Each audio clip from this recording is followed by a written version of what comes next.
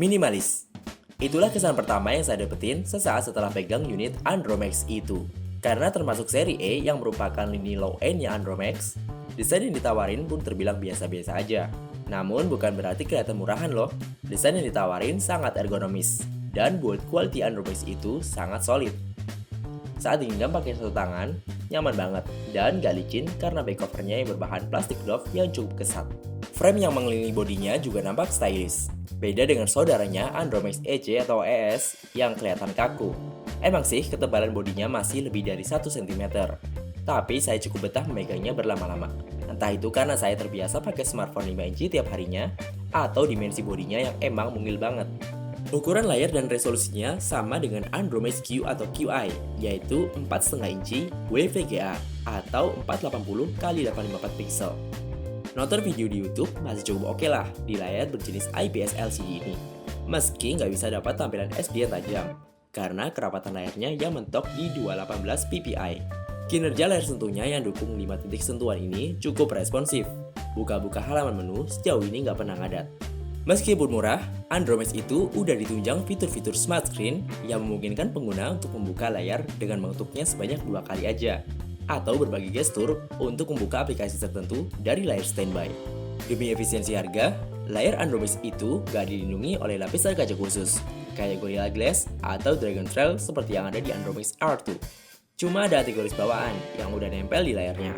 Tapi berdasarkan pengalaman pakai Andromax yang udah-udah, pelindung ini gak tahan lama dan meninggalkan banyak goresan. Jadi saran saya, lebih baik ganti dengan yang lebih bagus ya. Responsifnya kinerja Andromax itu yang hanya punya RAM 1GB ini nggak lepas dari sistem operasi Android Lollipop 5.1 terbaru yang emang terkenal ringan banget. Ditambah lagi, UI-nya lebih mirip Android stock yang nggak pakai kustomisasi macam-macam. By the way, kalau UI-nya simple gini, kamu nyaman sama tampilannya atau justru pengen pakai launcher lain yang bikin tampilannya lebih cakep? Komen di bawah ya.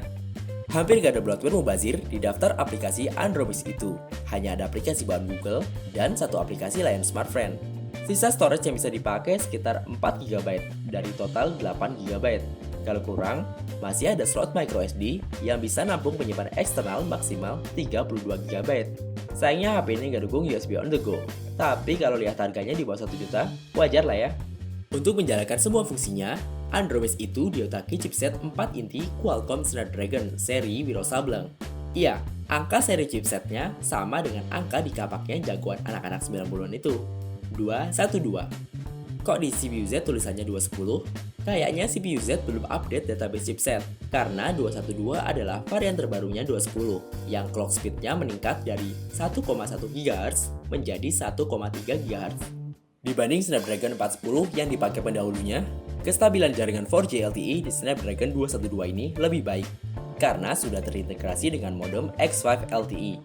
Seperti biasa, slot SIM utama sudah terkunci smartfriend, sementara slot SIM kedua bisa dipasang kartu GSM. Bisa sih dipakai internetan, tapi koneksinya cuma sebatas 2,5 G. Oh iya, Andromax itu juga udah dukung layanan VoLTE atau Voice over LTE dari smartfriend. Itu loh, layanan panggilan suara yang menggunakan jaringan 4G LTE sehingga suaranya terdengar jadi lebih jernih. Lalu gimana performa Snapdragon 212 untuk gaming? Kurang lebih sama dengan 410. Skor benchmark Antutunya masih di kisaran 21 ribuan. Dengan mesin grafis GPU Adreno 304, main game arcade dengan grafis sederhana nggak ada masalah sih. Tapi untuk game 3D yang mengedepankan unsur action dan lingkungan game yang kompleks, frame rate akan ngedrop. Karena harganya minimalis, sensor-sensor yang tertanam di HP ini juga minim abis. Absennya sensor gyroscope bikin pengalaman gaming jadi kurang greget, karena nggak bisa main game-game berbasis virtual reality. Baik kamera depan dan belakang mengusung resolusi yang sama besarnya, yaitu 5MP. Keduanya pun dibekali LED flash. Tombol shutternya sih lumayan cepat dalam mengambil gambar, tapi sayang, autofocusnya masih mikir terlalu lama saat menguji objek. Kamera ini juga udah dilengkapi sensor BSI, yang bikin hasil fotonya nggak jelek-jelek banget saat foto-foto di kondisi minim cahaya. Emang sih jadi lumayan terang, tapi detail fotonya kurang tajam, dan noise yang masih bertebaran di mana-mana. Single LED flashnya cukup terang, namun masih belum bisa meminimalisir noise-noise tadi. Di siang hari, hasil fotonya terkadang overexposure, dan warna foto cenderung jadi nggak natural. By the way, saya nggak nemu data buka lensa dari kamera HP ini. Kalau ada yang tahu, share di komen bawah ya. Kamera depan belakang bisa rekam video dengan resolusi maksimal HD 720p. Udah itu aja, tanpa fitur time-lapse apalagi slow motion. Hasilnya lumayan oke di kondisi outdoor siang atau sore hari. Ya meskipun gak tajam-tajam banget sih. Di dunia Andromex, beda pabrikan biasanya beda fitur audio yang diusungnya. Kalau Andromex R2 adalah pabrikan Hisense yang pakai Dolby Digital Plus, maka Andromex itu yang pabrikan higher ini punya detail sound. Saya sendiri sih nggak ngerasain beda keduanya. Keduanya nyaman, asal didengerin pakai earphone. Untuk kualitas speakernya biasa-biasa aja, tapi masih tetap asik lah buat dengerin musik rame-rame. Dengan beragam fitur dan spesifikasi yang sudah saya bahas, berapa kapasitas baterai Andromex itu? Cuma 2000 mAh. Angka yang kecil untuk baterai smartphone saat ini. Dengan penggunaan standar seperti buka media sosial, browsing, foto-foto sesekali, main game, dan chatting, baterai smartphone ini cuma cukup buat dipakai setengah hari lebih dikit, dengan screen on time kurang dari 3 jam. Saat ini Andromex itu dibanderol dengan harga di bawah 1 juta rupiah. Untuk ngecek spek lengkap dan harga paling update, Gadgetirs bisa cek link di kolom deskripsi bawah ya. Lalu untuk siapakah Andromex itu ini?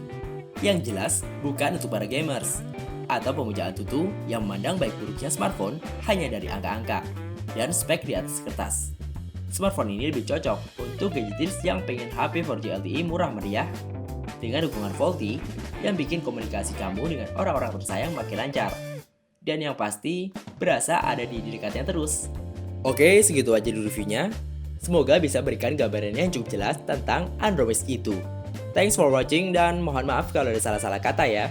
Jangan lupa untuk like, komen, dan yang pasti subscribe supaya kamu gak ketinggalan info kalau ada review gadget terbaru dari kami. Oh ya, smartphone gak bayar saya buat bikin video ini, karena video ini adalah 100% pendapat saya tentang Andromex itu. Saya Arya dari Gadget Gaul undur diri, sampai ketemu di video review selanjutnya.